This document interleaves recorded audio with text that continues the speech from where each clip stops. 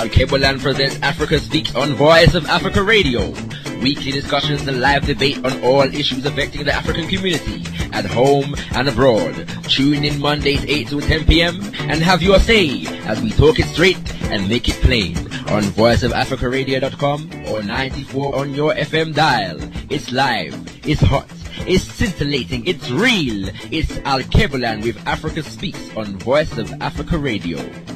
Sponsored by Mama Africa Culture Shop and the Whirlwind News.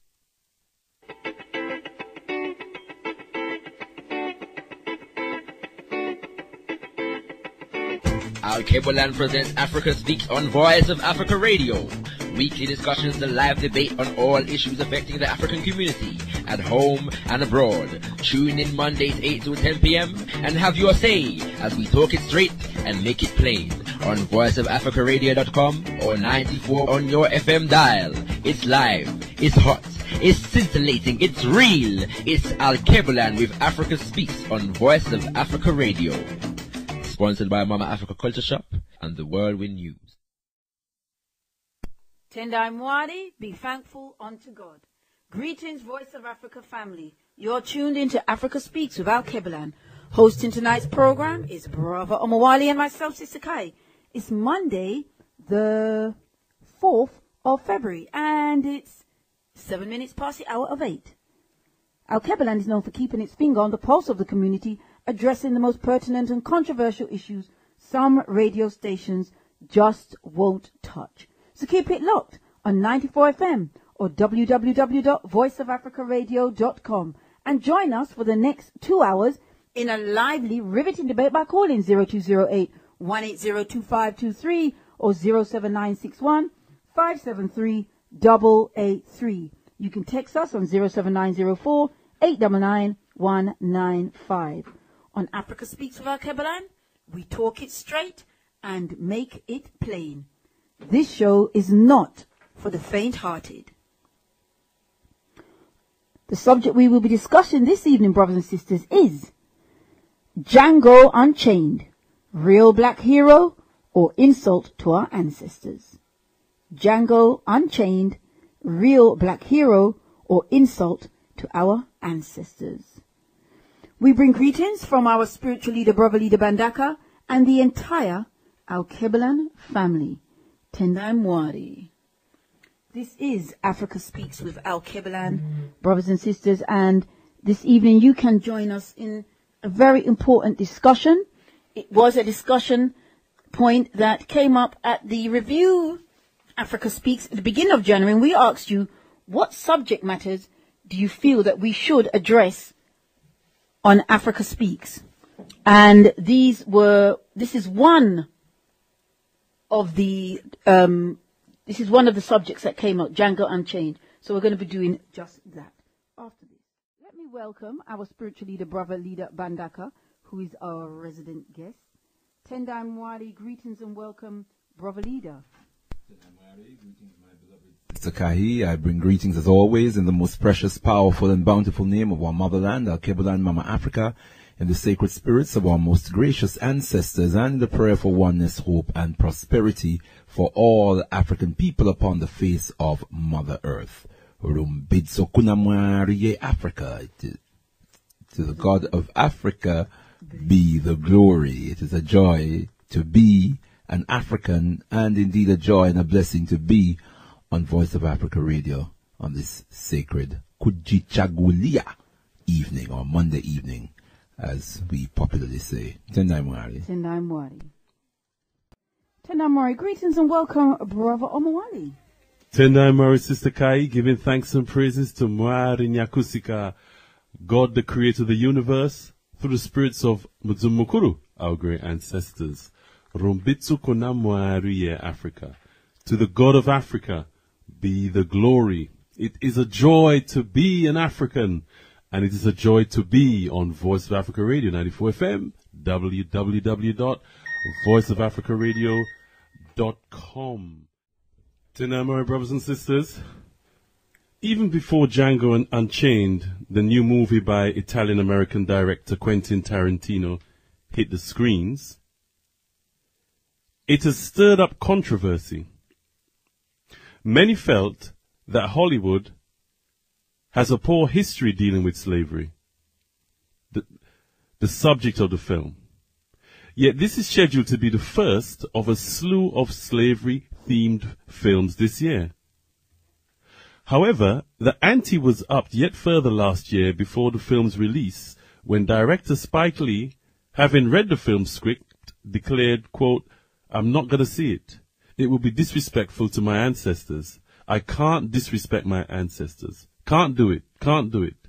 Now that's me. I'm not speaking on behalf of anybody else.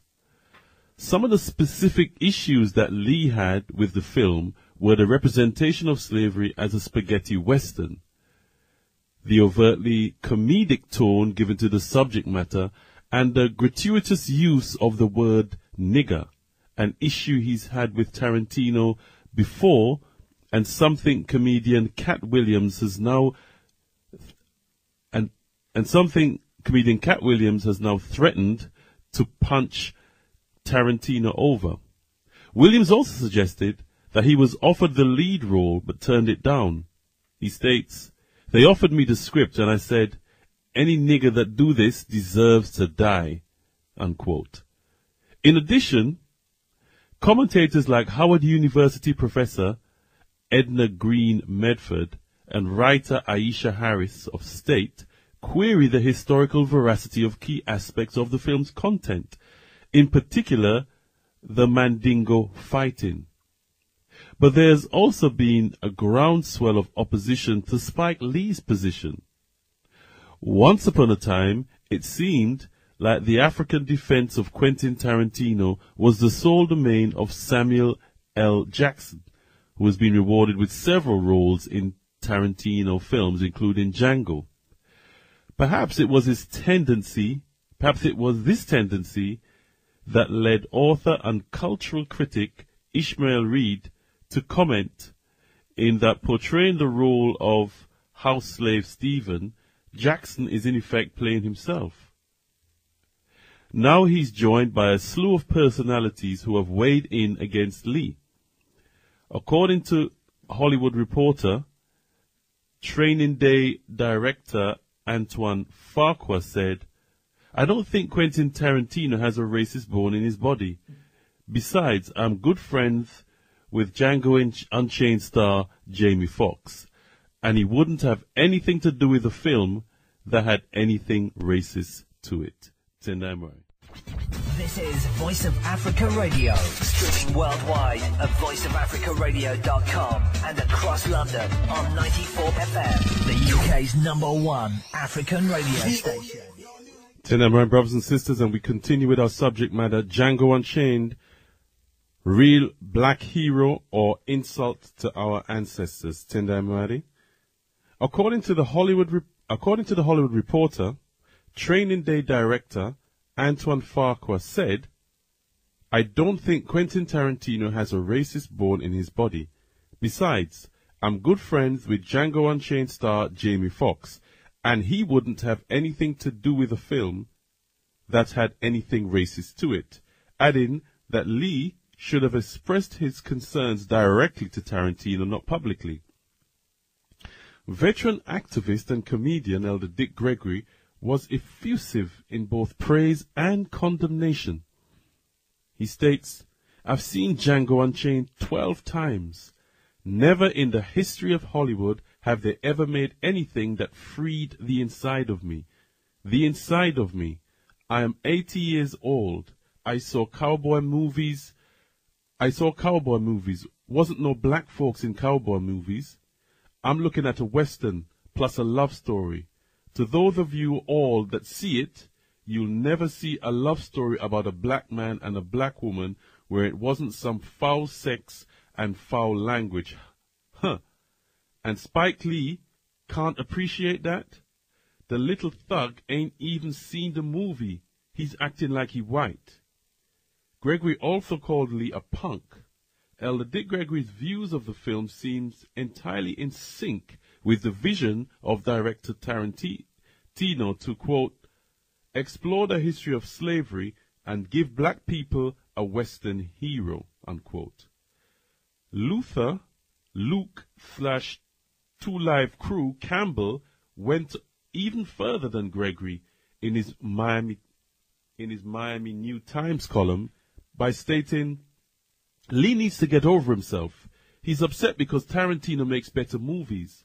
The man who put Malcolm X on the big screen is Hollywood's resident house Negro, a bougie activist who wants to tell his fellow white authors how they can and can't depict African Americans.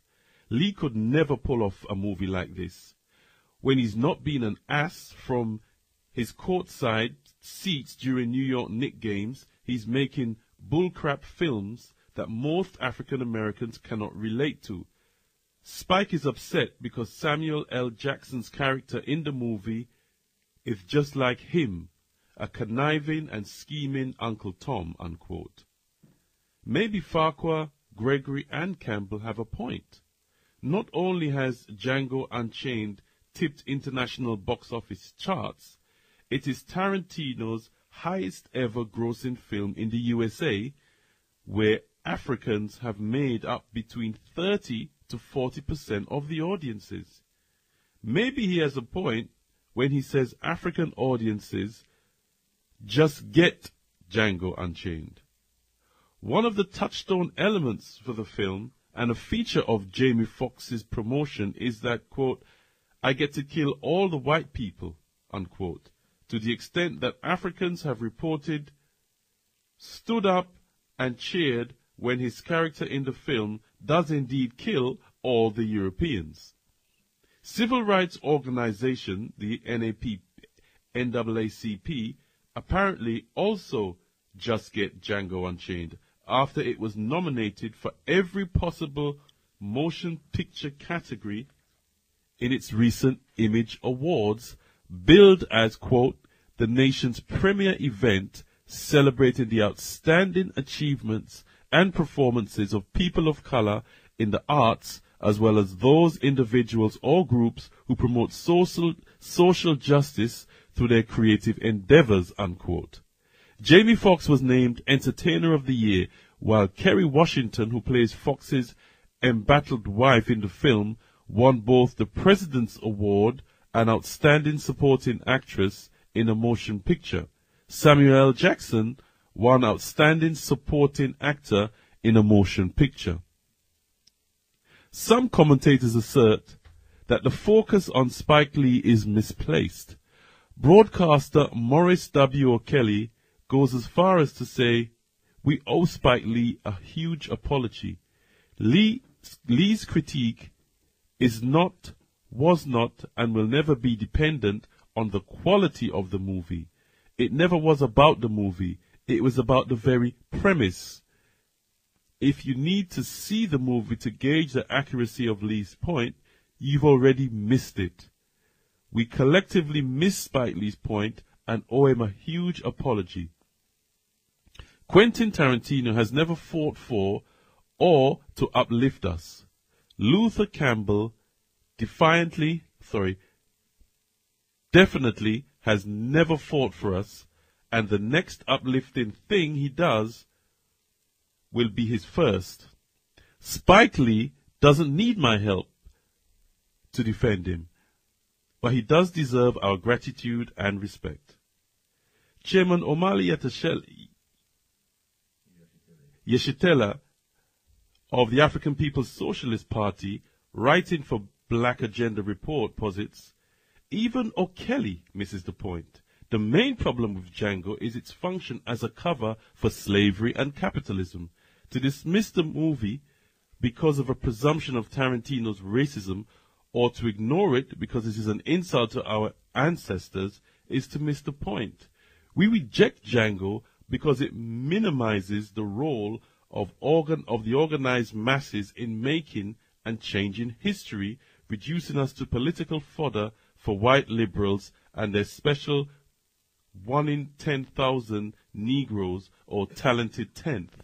Indeed, as killing machine that leaves the basic system intact. Yetishela considers the Django character a metaphor for Barack Obama.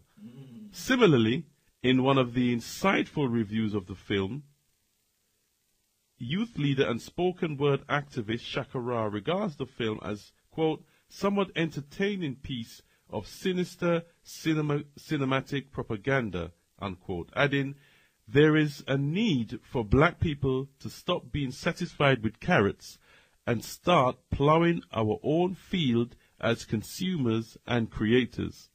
What I would like to encourage is for Africans to be concerned with developing our own self-reliant perspectives on these very important aspects of our history and channeling our creative energy to bringing that perspective to light. So, brothers and sisters, this evening, we asked the question, Django Unchained, real black hero or insult to our ancestors? Have you seen or will you be seeing the film Django Unchained?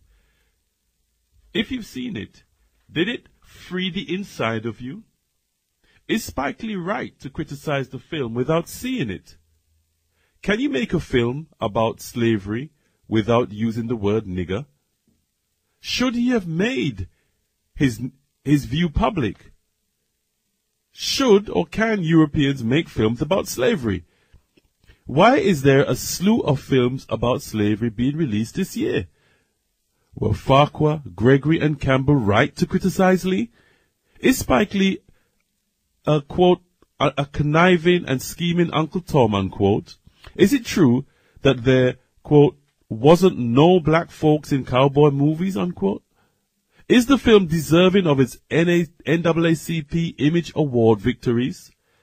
Does Jamie Foxx deserve to die, unquote, quote unquote, for taking the role of Django? Do Africans need to be given black heroes by European filmmakers? Should African audiences be cheering the killing of European characters in the film? Does the film represent any challenge to the institution of slavery? Is Django a metaphor for Obama? The numbers to call in on, brothers and sisters, are 0208 180 2523 or 07 961 573 883. You can also email us on studio@voiceofafricaradio.com or text us on 07 904 899 195. You can also Skype us at Voice of Africa Radio. Tendai Mwari. Tendai Mwari. We're going to play a few clips, sisters and brothers, of comments from Spike Lee, Cat Williams, and Elder Dick Gregory. Listen in. I'm speaking it because I'm not going to see it. I'm not seeing it. And I think for me, the only thing to say is it'd be disrespectful to my ancestors to see that film. That's the only thing I'm going to say. I can't disrespect my ancestors. Can't do it. Can't do it. Now, that's me. I'm not speaking on behalf of anybody but myself. Can't do it. Now, what do you think about Spike Lee saying that Quentin Tarantino is wrong for using the N-word 110 times? When I see Quentin Tarantino, I'm going to take this fist and I'm going to put it right in his mouth where he say Really? Really. And it's real deal. You're really upset about that. I'm not upset about it. I didn't say nothing about emotion. Emotion would mean I'm emotional. Yeah. See, the whole thing is he thinks for some reason he can say, Quentin Tarantino think he can say the N-word, but I checked with all of and nobody knows where he got his pass from. I hope he didn't get it from Samuel L. Jackson and Jamie Foxx, because they're not going to help you when I see you. Ah, okay, all right. I'm saying that's disrespectful. I don't call Spanish people because it's disrespectful. Who would do that? Let alone do it 186 times in a movie for profit. Like, for real? And put it out on Jesus' birthday? Really? You better unchain Django. I'm trying to figure out how you had a silent letter before could read. Now. Listen to what I just said. How could you have a silent letter before black people could read? How could you have a silent letter before? He said my name is Django. The J is silent. The D is silent. Django, yeah. You're not even supposed to be able to. I gotta ask you, this is something that I just thought about right now. Yeah. Now, one of the problems that people are saying is that he made a movie about slavery, right? And a lot of people were upset about that. Now, Steven Spielberg made a movie about slavery with Amistad. Quentin Tarantino is no Steven Spielberg. Steven Spielberg doesn't want to be black. Quentin Tarantino thinks he is. Okay. The Django Unchained check. Go see the Django Unchained. I see what you think. They offered me the script. I said, any nigga that do this deserves to die. And the next thing I heard, Jamie Foxx was in makeup. I've seen Django Unchained. I've seen that 12 times. It's never in the history of Hollywood have they ever made anything that freed the inside of me. The inside of me, huh? I'm 80 years old, man. I saw a cowboy movie. I know black folks in cowboy movies. I'm looking at a Western plus a love story. For those of you all that see it, you've never seen a love story about a black man and a black woman where it wasn't some old foul sex and foul language, huh? And Spike Lee can't appreciate that. That little thug ain't even seen the movie. He's acting like he white. Black folks throw up a job with 5 PhDs. He must have cheated or she must have cheated. He haven't even seen it. So it must be something personal, because when I look at all them black entertainers that know Spike Lee, how you gonna attack this man and don't be attacking them? You saying everybody's a fool but me? Well, it offended my ancestors, but when you did She Got to Have It and some of them other thug movies you did, when you took Malcolm X and put a zoot suit on him, red hat, orange suit, did that offend your ancestors, punk? It's a game, man. So whatever he's mad about is something that happened way, way a long time ago. Thank God it didn't work. That movie's made close to $400 million, huh? I've seen Django. So now we're in 94 FM, www.voiceofafricaradio.com. Let's take this short interval. Voice of Africa Radio 94 FM. To Namori 94 FM, www.voiceofafricaradio.com. To now, my brothers and sisters, calling all African people to the National African People's Parliament General Assembly towards building the National African People's Parliament. This is taking place Saturday coming, this Saturday, the 9th of February. The venue is the Queen Mother-More School, which is Clapham Methodist Church Hall, Nelson's Row, London, SW4, that's Sierra Whiskey 4, 7JR, and that's from 4:30 p.m. to 9:30 p.m. Brothers and sisters, make sure you're there. It's a very, very important evening where you get to get an appreciation of the work that is taking place towards building this powerful institution called the National African People's Parliament. Listen to what is taking place, what they're doing, what developments have taken place. Make your contributions, because the National African People's Parliament are there to represent you. You need to be part of that, brothers and sisters. Make sure you're there. Again, it's Saturday the 9th of February. The venue is Queen Mother-More School, Clapham Methodist Church Hall, Nelson's Row, London, SW4 7JR, and the time is from 4:30 p.m. to 9:30 p.m. We have a web address, which is INAP. Is it inap.org.uk? I'm afraid my eyes are failing me. Yeah, inap.org.uk. Brothers and sisters. Tendai Murray. 94 FM, www.voiceofafricaradio.com. Tendai Mwari. Our subject this evening is Django Unchained, Real Black Hero or Insult to Our Ancestors. Tendai Murray, we're going to be joined by two guests this evening. The first is in the studio with us. It's none other than youth leader and spoken word activist Shakara Mbandaka. Tenda Murray, brother Shakara, welcome to Africa Speaks with Alkebu-Lan. Mwale, greetings, West Africa family. Give thanks for having me in the studio to deal with a very important subject matter, African power for all African people. Tenda Murray. Tenda Murray. Somewhat entertaining piece of sinister cinematic propaganda. Indeed. Explain. Okay, before I go into explaining that, it's very important to put this whole situation into context. First of all, I would like to say that, to be honest with you, I'd much rather be dealing with something else. And I'd much rather be dealing with the situation in Mali, for example, or discussing how we're going to get Africa, the philosophy and opinions of Marcus Mosiah Garvey on, you know, the curriculum in places like Jamaica and in Ghana and all over the African world. And we will be dealing with the situation in Mali. I appreciate that. But we know it's all connected. Yeah, no, definitely. Yeah, you have to understand. Go ahead, Shakara. Don't worry. Yeah, I understand the point that I'm making in the sense that really and truly as African people in this particular dispensation of time, a film like Django shouldn't necessarily need to take up so much of our intellectual space, really and truly. But the fact of the matter is that it is, and so therefore we have to deal with it. The point I'm trying to make is that we should be able to see through these pieces of propaganda on instinct, you know. Like, for example, a film was released. It wasn't even a Hollywood film. It wasn't even a major blockbuster film. Last year sometime that depicted Prophet Muhammad in a particularly negative light.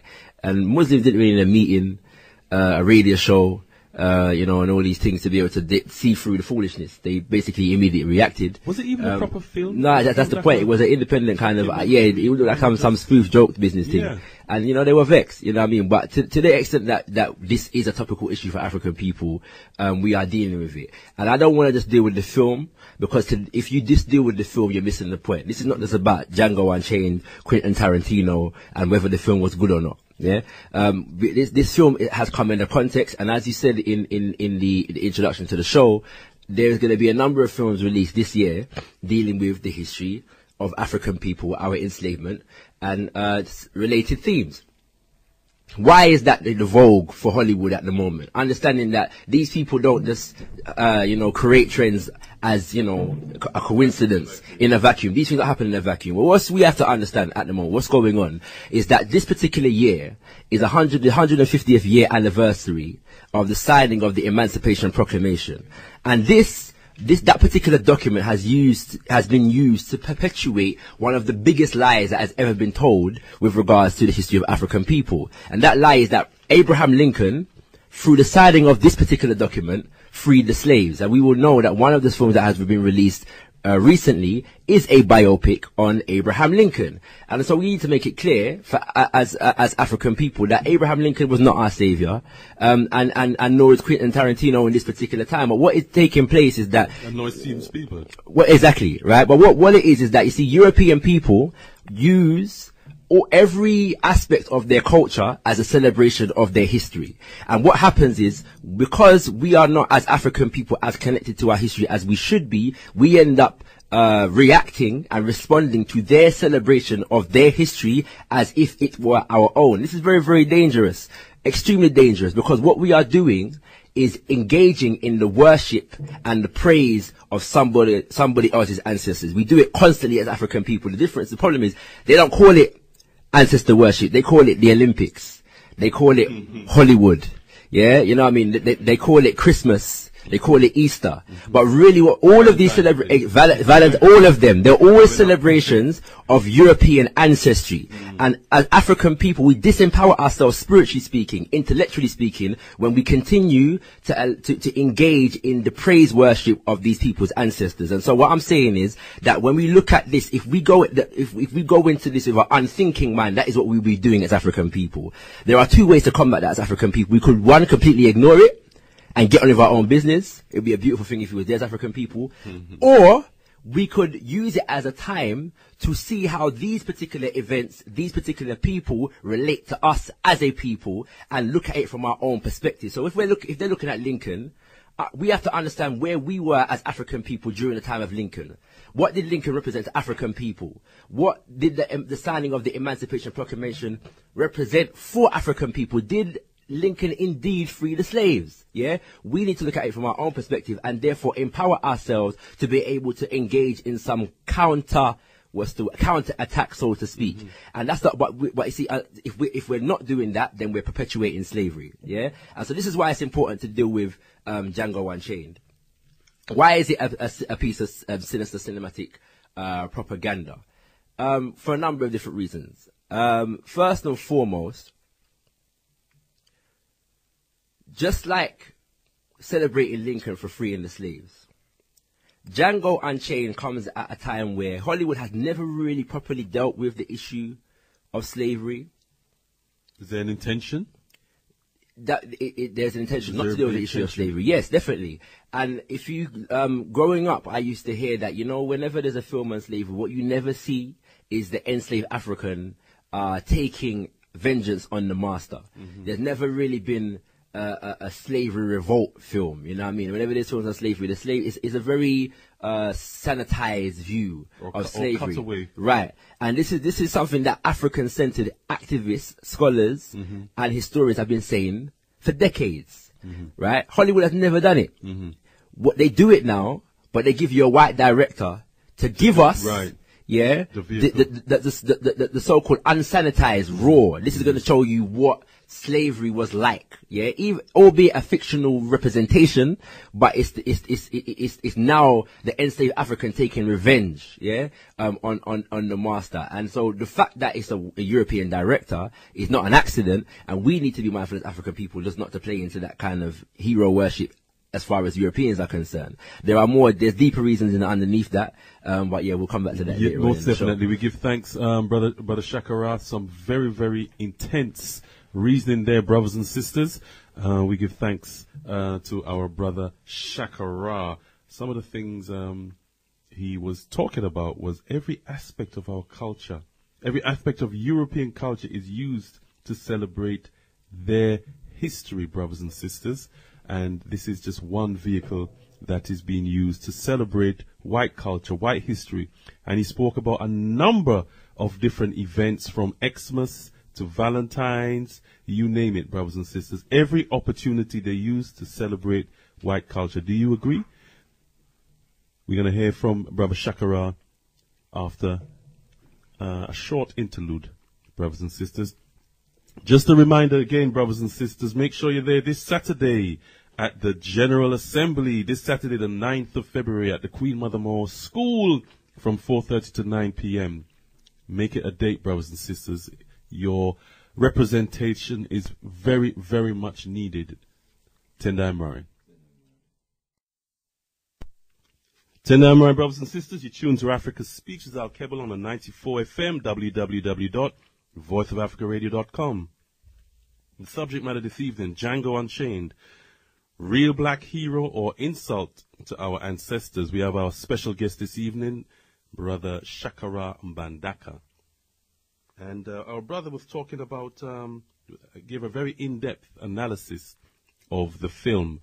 What I would like to know, my brother, is some of the comments that have come out from people like Dick Gregory. First of all, let's look at Spike Lee and what he said. As far as he was concerned, is an insult to our ancestors. Now, he was giving his own personal view. First of all, what do you think of his personal view? I think it's a valid one. I think any people who have dignity and self-respect are going to be concerned about how their history and their ancestors are depicted. It's as simple as that. I don't see any problem with that, and I don't see any reason why African people should be so aggressive in responding to an African who's simply trying to defend his ancestors. If you disagree with him, you disagree with him. And I think that we should have ways and means of disagreeing with each other as African people. We will, even on aspects of our history. But I have never heard any Jew come out and attack another Jew for saying something that somebody said or did was anti-Semitic. I've never heard it. And even if they disagree, I wouldn't know if they disagree because I don't hear the conversation. They do that behind closed doors. You know what I mean? And I don't know if there's a Jewish equivalent of an Uncle Tom, but I'm sure that, I don't know of, it sounds ludicrous to me that, a Jew would call another Jew the equivalent of an Uncle Tom for defending the integrity of Jewish ancestry. Yeah? Especially as suffered in the Holocaust. Yeah, it's ridiculous, absolutely ridiculous. And you know, this Uncle Tom, you have to come back to this Uncle Tom thing because there's a lot of sinister antics being played around this Uncle Tom agenda at the moment. I'll have to come back to that a bit later on. So yeah, I think his perspective holds weight, and I think whatever, as I said in my review, whatever critiques that we may have of Spike Lee, and there are some valid critiques of Spike Lee to be had.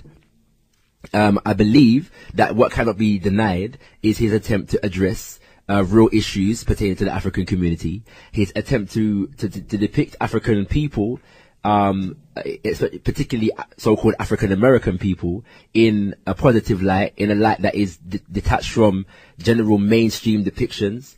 If you look at films like Malcolm X and films like Bamboozled and films like When the Levees Broke, which is a documentary concerning Hurricane Katrina, he has attempted to do certain things that serve the interest of African people, even if we critique how he may have done that or the nuances of some of the things that he has done. You cannot deny the attempt. And I'm saying that as African people, we should never put ourselves in a position whereby the defense of a film like Django should have us at such loggerheads in the public arena. You know, it's ridiculous.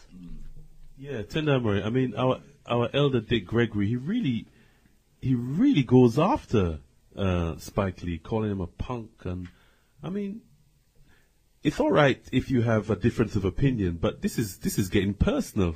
Well, yeah, I mean, the worst one is this Uncle Tom situation. Yeah. All right. So let's deal with it now then. Okay. So an Uncle Tom used to be an African who works against the interest of African people in our attempts to become free and liberated. That's what an Uncle Tom used to be. Love the master more than he loved himself. Right, exactly. That's what an Uncle Tom used to be. In the last year and a half maybe, there's been two major examples of this Uncle Tom term being used. Black conservatives in America have been fighting against that term being used to describe them. Yeah, it's become now taboo, as like the use of the word nigger. We're going to deal with the word nigger as well in this particular show. But they've been fighting against this term being used to describe them because of their pro-American and lack of black, awareness in that respect. You know what I mean? They're very pro-American politically. Okay. Steve Harvey used the term, the comedian Steve Harvey used the term Uncle Tom to describe Cornel West and Tavis Smiley for their critique. Cornel West being the black intellectual historian and political analyst professor in the United States of America. Tavis Smiley, who is a journalist by trade, and the curator of the State of the Black Union conferences that happen every year. People may be familiar with them on YouTube and stuff like that, right? And these people have been very critical of Obama and in general, him dealing with the issue of poverty and him addressing issues pertaining to black people in America. And Steve Harvey called them Uncle Toms because of their critique of the black president.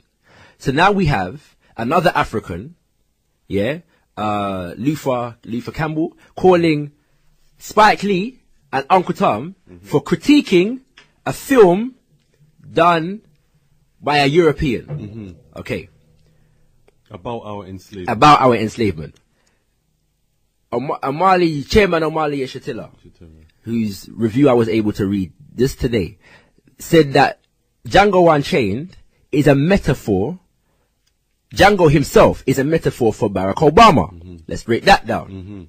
What does he mean by that? Django, freed by the European, given sanction by the European to kill the slave master. Okay. Sanction by the European to kill the slave master. Not in an attempt to liberate African people, in an attempt for him to meet his own agenda, his own capitalist agenda, because this is his trade. Dr. King Schultz in the film, his trade is a bounty hunter. He kills people for money. That's what he does.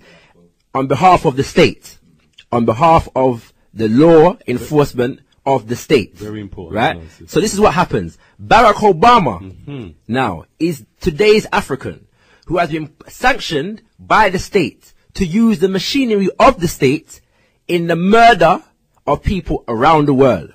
Okay. Chairman Amali Eshatele didn't say this, but I'm going to say it. In terms of the symbolism of the white dude, the German, being called Dr. King Schultz, Obama is seen as the fulfillment of the prophecy of Martin Luther King. Right. So this is where we're going now. So now I'm saying, so now Uncle Tom now, whereas it used to be a term that was used for Africans who fought against the self-reliant interest, the self-determined interest of African people. Now it's a term being used to criticize people who criticize those who are trying to seek progression within the system of the slave master. Yeah? So I'm saying even our terms are being shifted and twisted and turned around on us in this new Obama post-racial era. Yeah, you're not supposed to. Progression for the African now is progression within the system of the slave master. Mama Ali said you can't beat the slave master at his own game, because all you can do is become a better him. And in African people's attempts to become better Europeans, Africans are criticizing Africans, for not acceding to the will, of other Africans to become better Europeans. So now Africanness and African-centeredness is seen as sellout, Uncle Tom behavior. This is what's taking place at the moment. Yeah, this is that's why I say we can't leave it to the film. If we focus on the film and not look at what's going on around the film, we miss the point. We really do miss the point. There's a lot of symbolism in the film that needs to be dissected. Tendai Mwari. 94 FM, www.voiceofafricaradio.com. The discussion this evening, brothers and sisters, Django Unchained, real black hero or insult to our ancestors. And our special guest is Shakara, a member of the Youth Corps of the Interim National African People's Parliament and the Alkebu-Lan Revivalist Movement. Now, Shakara, there is this discussion about the film that you raised it earlier, that the issue is dealing with slavery, and some people question whether it really is dealing with slavery. Actually, some people say it's a love story, a Western. Yeah. I mean, even the way the film starts, you know, the music and so forth. Is it a love story or is it a spaghetti Western? You know. Well, I mean, who said that enslaved Africans didn't deal with love? I don't see why one should cancel out the other. You know what I mean? During slavery, we did a lot to keep families together, to find ourselves as African men and women. And you know, one of the wonders of our African enslavement experience is the fact that even under such torture and pressure, we were still able to maintain some semblance of a family. But to say that the film is not about slavery is complete denial as far as I'm concerned. It's ridiculous. The whole entire premise of the film exists in the context of slavery. A love story is a love story. A love story can exist in any context. Yeah, in any context. But I believe that, you know, of course the film is about slavery, but don't take my word for it. Quentin Tarantino told you himself that this film was his attempt to address the issue of slavery. He told you that he has been wanting to address the issue of slavery for a long time and give black people a Western hero. Yeah, as in country, I mean, not country Western as in the film genre hero. Cowboy. So he told you that himself. So I don't really need to you know, extemporize that any further. Tarantino told you this is his slave rule. Did he actually mean a cowboy Western, or did he really mean Western? Well, I've already addressed that in my previous question, you know. No, I just think that the words these people use, right? Very, exactly. Tendai Mwari. We'll be hearing from Brother Menelik Shabazz very shortly, brothers and sisters, who's also a film director and has produced a number of African films over the years that has, you know, really touched the heart of the African community, especially in the UK. His recent one, Lovers Rock. What's the full title? The Story of Lovers Rock. Tendai Morai. I know he's working on something for the mid this year. Now, can I just go to the character? Because I know you said that, we're talking about the broad aspects and the context. Yeah. But people are watching the film, and, these are subliminal and not so subliminal things come up. Yeah. You highlighted that the German bounty hunter, you highlighted his name being Dr. King Schultz. Yeah. What's the relevance of that? Well, as I've already explained. Okay, one minute. Before you do that, let me just take this short break. Voice of Africa Radio. Tendai 94 FM, www.voiceofafricaradio.com. This is Africa Speaks with Alkebu-Lan. You can text in. We're going to open the lines very shortly. But you can text in on 07904899195 if you have a question for Shakara or you'd like to make a comment. Now, as I was saying, that you highlighted the fact that this German bounty hunter is called Dr. King Schultz. What's the relevance of that? I've dealt with the part of the Dr. King aspect already in terms of Django being a metaphor for Barack Obama. I've been trying to research the name Schultz, and it's a Germanic name that initially I couldn't find. Initially I couldn't. I when I first heard it, it sounded like something a Germanic name that was associated with Jewish people. Yeah, and I couldn't find a reference to that initially, but I have found some. I won't go into it because I haven't been able to complete the research on that. But it is a name that became associated with German Jews, not Jews in general, but Jews who were resided in Germany over a long period of time. And in the sense that there's constantly an attempt to try and find some solidarity, let's say, promote this solidarity between the Jews and African people regarding their enslavement. Their Holocaust and our enslavement. And Tarantino's done that a number of times throughout his film. One of his previous films, pretty good film, called Inglourious Bastards, which is dealing with the World War II situation. ERDS or the way how I pronounce it is how it's said.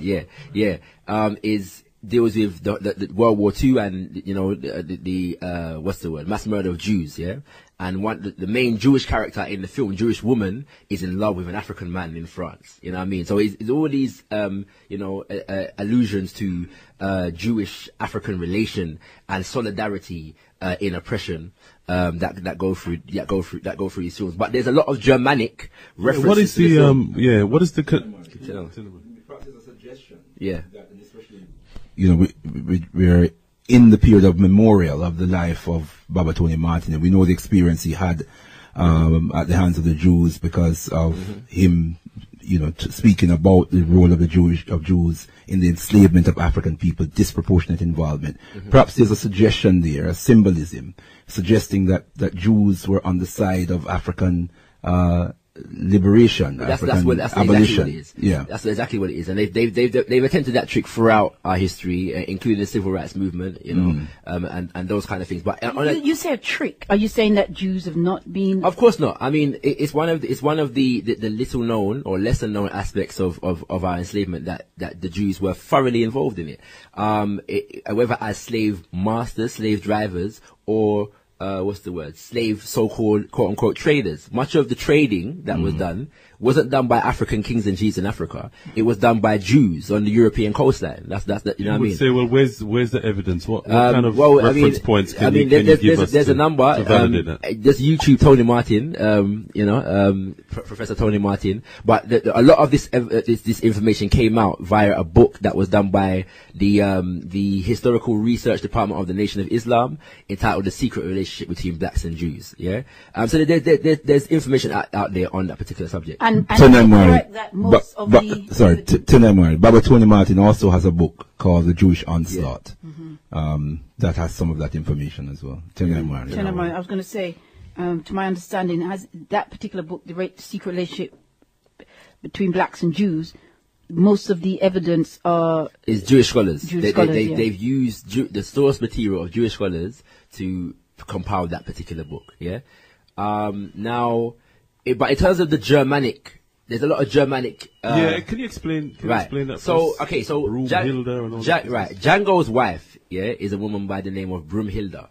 Bro.Ldr.Mbandaka is a character in Norse, which is ancient, or as ancient as the Germans can be, Germanic, mythology. And mythology is very important. Mythology is where a people contain their primary, values, the principles that govern the culture of that people is all contained within their mythology, And so Bro.Ldr.Mbandaka, is a character, or in a German mythology, known as I forgot the name now, something beginning with V, saga. Anyway, cut a long story short, she is a character known as a Valkyrie, who basically, when there's war, she is a mythical figure that chooses who's going dead and who's going to live, And so in this particular battle, she had to choose between two kings, and the war god, Odin, favored one of the kings. And this was kind of half explained in the movie, because when, I'll come back to that. But what's it called? So Odin favored one of the kings.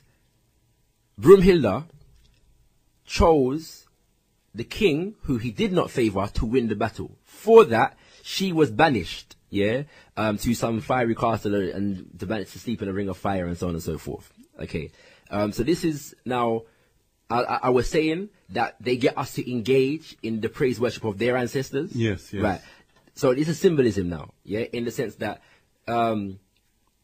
Bro.Ldr.Mbandaka was to be saved, stay in that particular predicament until she was saved by a man who will come and marry her. The whole film is based about Django coming to save his wife and marry her, in effect free her from the ring of fire. Right. Okay. So in a sense, it's them putting, again, fulfillment of prophecy within their own cultural context. And Django is now the fulfillment of this particular cultural context prophecy. Okay.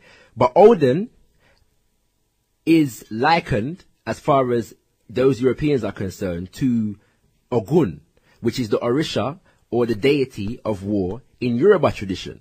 For those who may not know, Odin is the father of Thor. Thor is the god with the hammer. And so all these are Ogun references, within European history. Okay. Now, I was still unpicking the symbolism behind that, you know what I mean? And I'm wondering, because, they tell us, that, if part of the symbolism, because symbolism is not one-dimensional, it takes place on many dimensions at the same time, right? So I'm wondering, because they tell us that Africans in the Caribbean, in the Americas, were sold into slavery by their own people. One of the stories that they tell us is that it's because this picnic was bad behaved, and so they were sold into slavery. This picnic went against the will of the elders, and so they were sold into slavery. So I wonder, I'm not confirming it at this particular, I'm just putting it out there, if the representation is that Odin is their plagiarism of Ogun, which is our tradition, our deity, god of war, who banished her.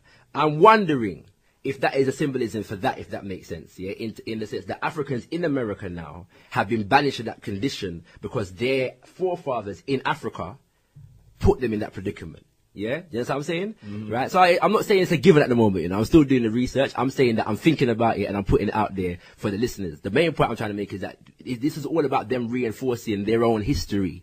This is what you have to understand. And when we just engage in the furor and the excitement about this film and that's what we do. We empower them, and their own ancestors. Spiritually speaking, religion is the deification of a people's culture. And so therefore empowers the people within whose religion, whose culture the religion is expressed. Film, music, dance, art are all rituals. They're all rituals of a culture. There is nothing that is not ritualistic in the people's culture. And so what we are doing is engaging or observing these people's rituals to the extent that it empowers us. Will be reliant upon how much we reinforce ourselves outside of that context and understand ourselves within that context.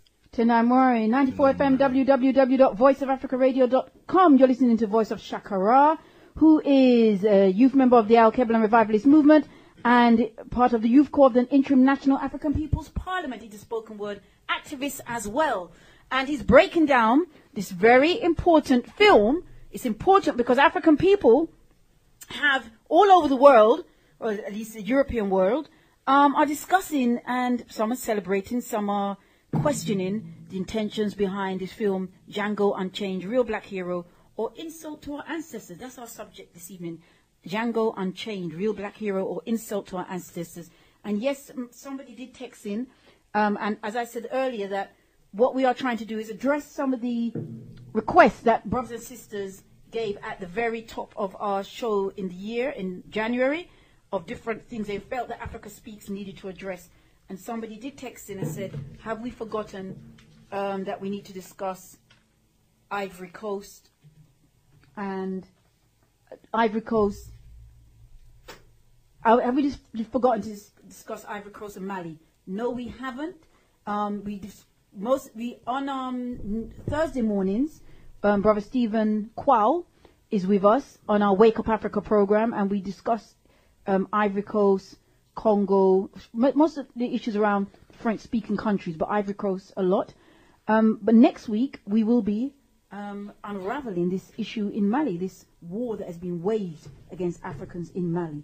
So please, next evening, next Monday evening. Yes, Monday evening, 8 till 10.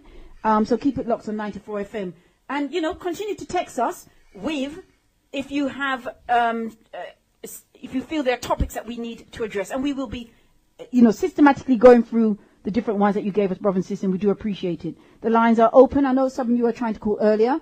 You can come back again, 0208 180 2523 or 07961 573 883. You can text 07904 899 195. And I do have a couple of texts here. Turn down right. Brother Shakara, you were in the process of answering a question. If you can remember. Well, we were talking about the NAACP. I think. That's what we dealt with. Yeah, I think I don't think we spend any more time on that. Dealt with that, Brother Shaka. But the other issue, the issue of the lead actor, Jamie Foxx. I mean, he himself has been under attack. Has he? Well, somebody said he deserves to die. No, that wasn't a direct slight on.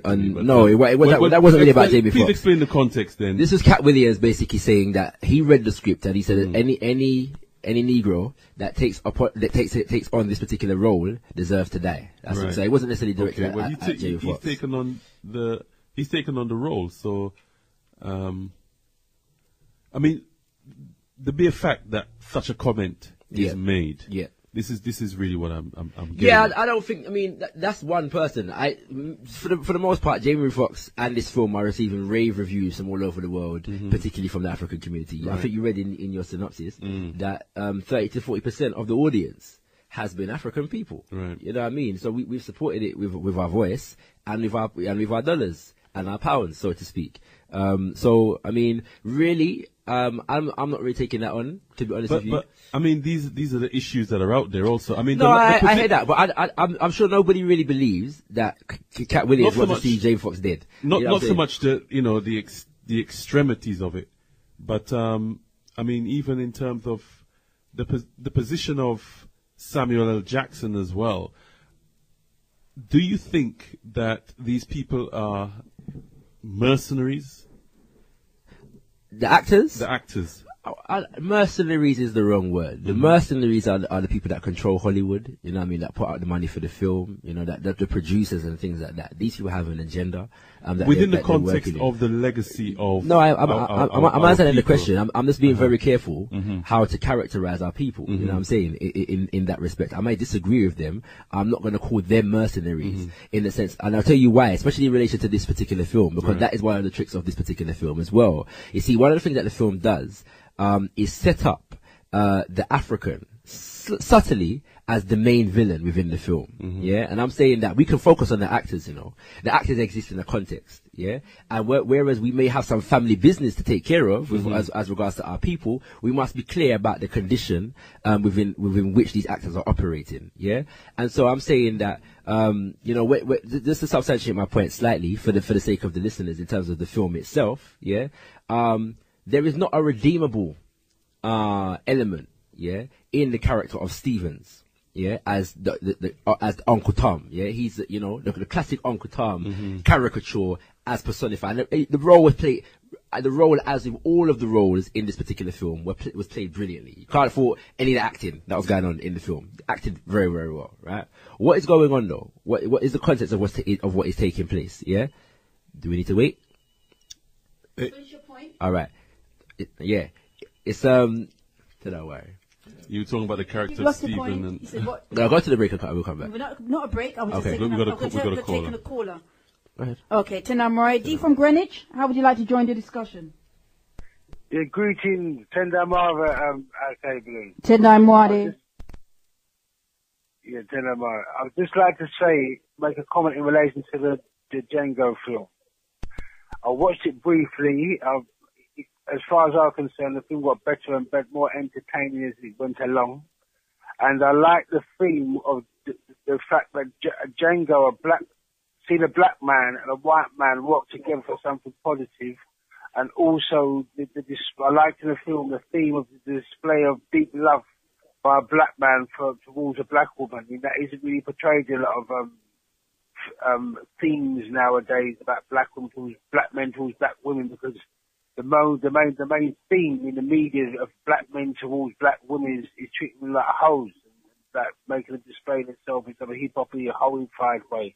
But it's nothing that film, what it reinforced was that there's some black men take black women very, very seriously. And I think that was a good thing. And again, the part where the black and white working together and outsmarting a common enemy. Another point I want to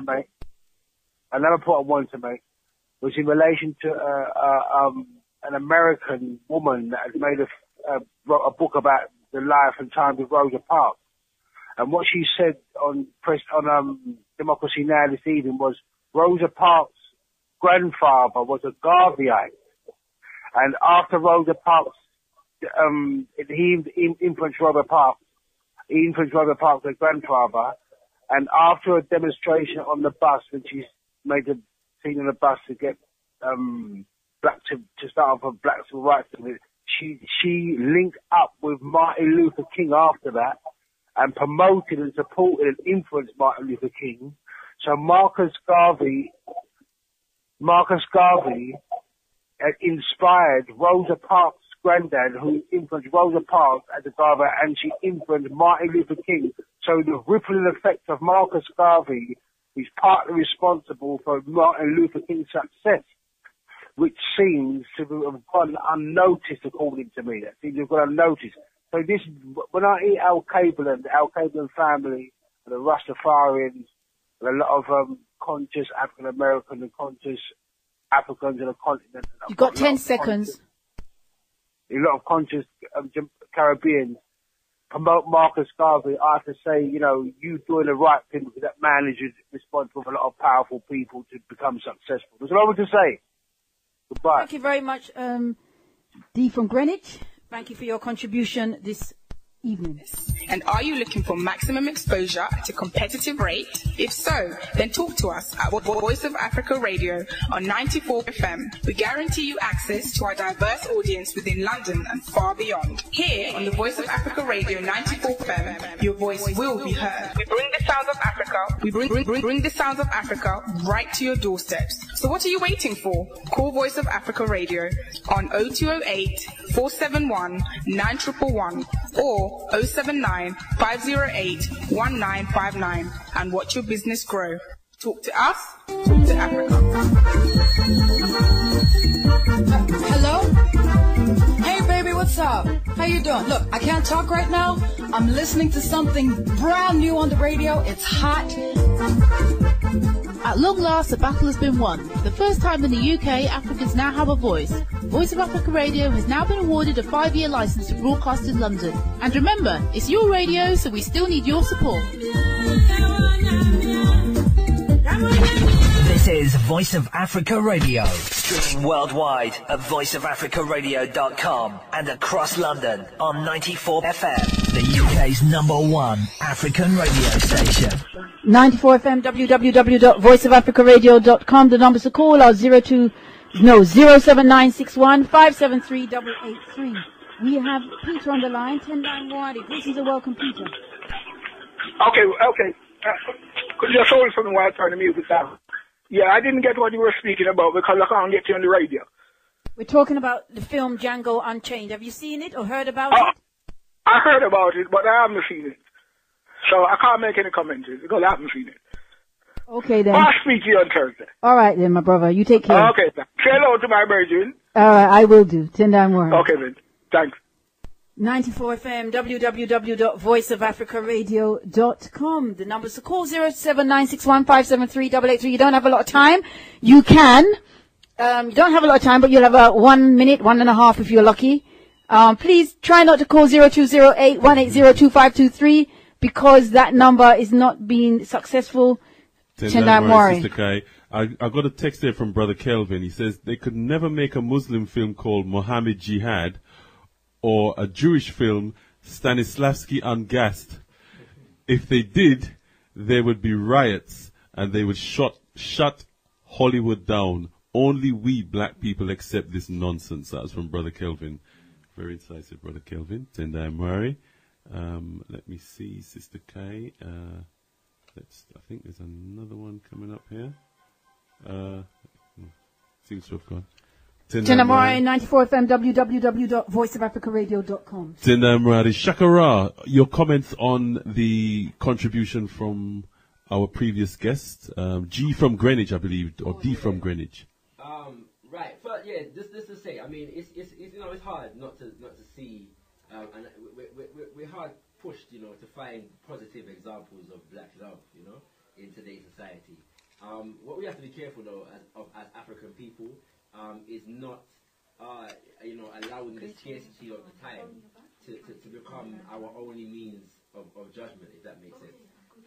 This is the same thing that they did to us as far as Obama was concerned. They gave us a black man with a black wife, and this was supposed to be our new symbol of hope and black love.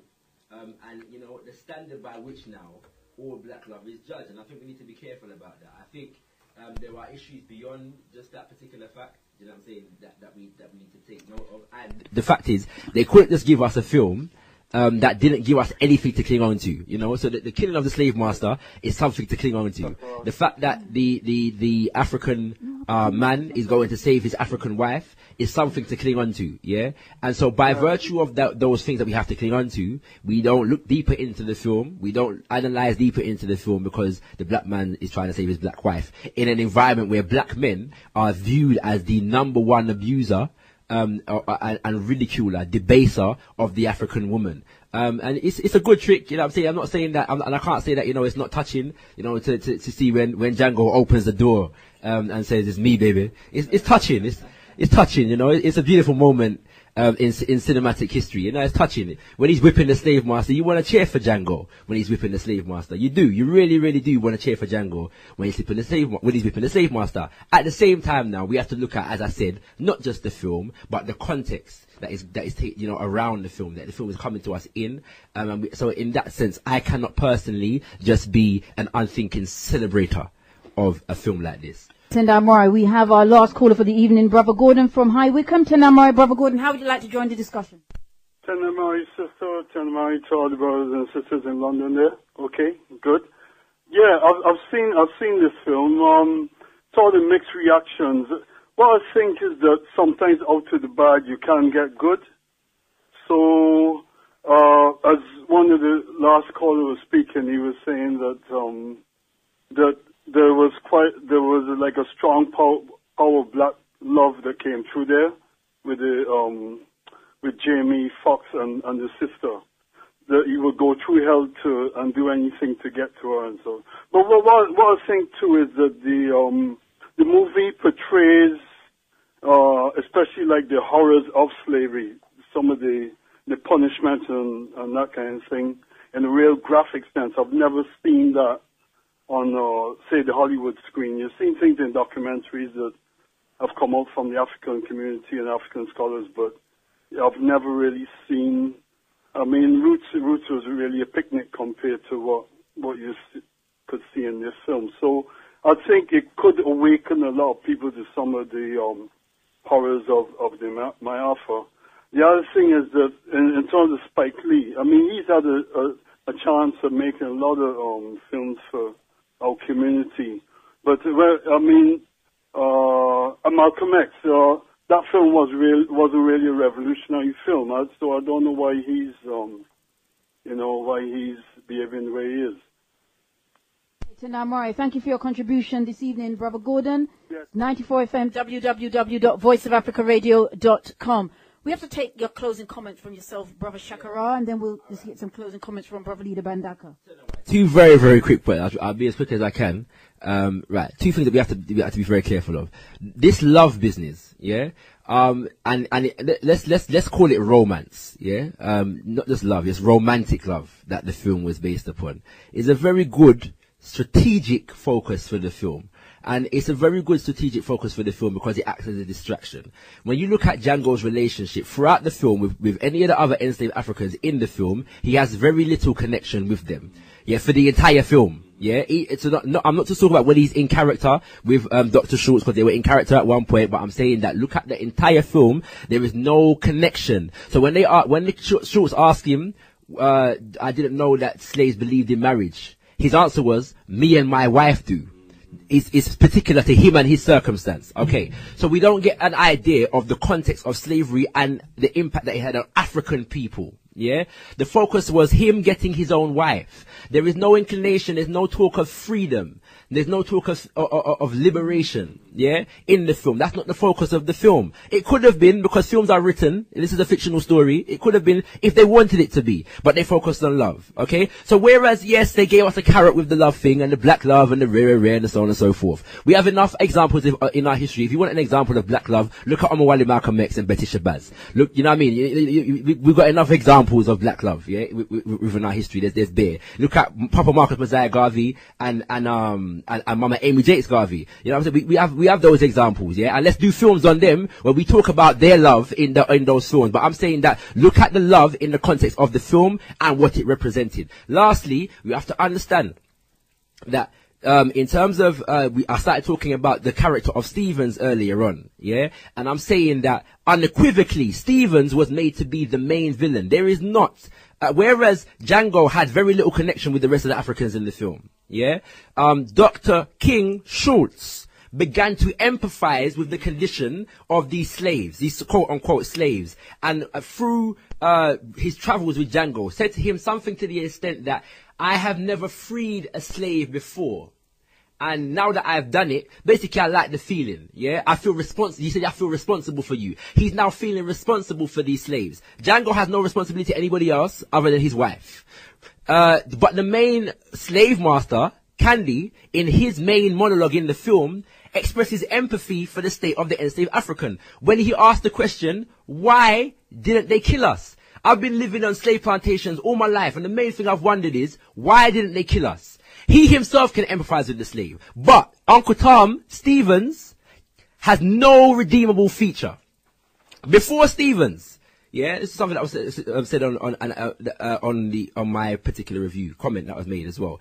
Let me break it down. Before Stevens, the number one archetype that we had for Uncle Tom in film was the character of Fiddler in Roots. Fiddler was supposed to be an Uncle Tom, but Fiddler was not an Uncle Tom like Schultz. Fiddler was someone who danced for the master, but tried to help his people. Yeah, that was the archetype that we had in cinema for an uncle. So he had a conscience and a responsibility to Kunta Kinte and the rest. He was the buffer between the master and the masses of our people. He tried to protect them, yeah, and maintain his position so that he could protect them. This character doesn't do that. Right? And debase himself to protect them. Stevens does not do that. So now we've got the new archetype for an Uncle Tom. Okay. And the master. Right. Now. So when you're watching the film now, yeah. kind of look like Fiddler as well, the same kind of hairstyle. He's a classic Uncle Tom.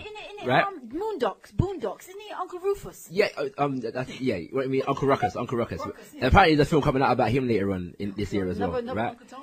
Yeah, well, we'll see how that goes, because, yeah, anyway, I got more time for Boondocks as a thing. But let me get through this very quickly, okay? What's it called? Right, so Stevens, yeah, now, is killed last in the film, yeah? Normally the main villain is killed last in the film. Okay, that's what normally takes place in any Hollywood film. The main villain is killed last. Right, he's killed last in the film. Go back to just before the master was killed. What happens? Stevens is the one that reveals the plots of Django, Schultz, and Hildy. They're trying to go to buy Hildy, yeah, buy her from the slave master. Okay, he reveals the plot. When he goes into the back room to reveal the plot, yeah, to his master, the shaking Uncle Tom, bending, bowing Uncle Tom transforms into this assertive, articulate figure sitting back in an armchair, sipping cognac with the master. Yeah, whereas he was bowing before, he now sits across from his master as an equal. So now he's not just, not even equal, he's not just, exactly, he was the one revealing the plot, the mastermind behind all that was going on. So I'm saying, we can't just look at the love story and say that, no, look at what was going on in the film. He's an equal, he's not a slave. He is not a slave, he's an equal perpetrator in the system of slavery. Yeah, and this is what they have given us as African people. Now we buy into that as African people in this day and age. So I'm saying that we cannot look at this film and not challenge that perception, not challenge that characterization. It's dangerous for us not to do so. Yeah, and so yeah, I'm gonna leave it there. There's so much more to be said. Brothers and sisters, if you want to read a bit more on this Shakara's views on this particular subject, you can go onto the INAP website. You can pick up the information there. www.inapp.org.uk. Bro.Ldr.Mbandaka.